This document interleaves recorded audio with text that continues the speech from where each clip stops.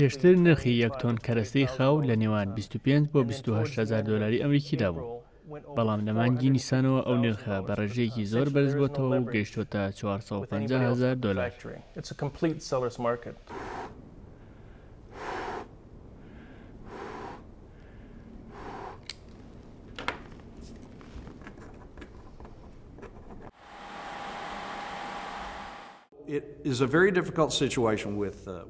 ئەوەی پێویستە گفتوگۆی لەبارەوە بکەین دروستکردنی کارگەی تایبەت بە بەرهێنانی کەرەستەی سەرەتایی و بنەڕەتیە بۆ دروستکردنی دەمامک.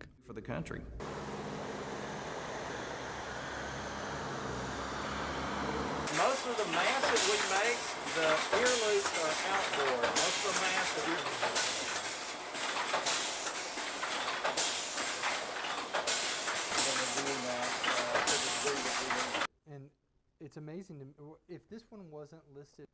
So generally that's a really rigid. The reason that they function. هۆکاری سێرەکی پەیڕەونەکردنی کوالەتی جۆری بەهۆی زۆری تێچووەیە.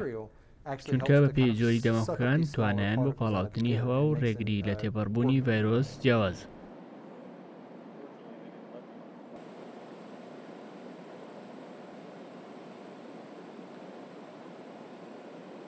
We've systematically بە شێوەیەکی بەرنامە بۆ داڕەژراو سەردانی کارگەکانی تایبەت بە دروستکردنی مادی سەرەتایی دەکەین و ئاگادارمان کردوونەتەوە لە پێویستی زیادکردنی بەرهەمەکانیان.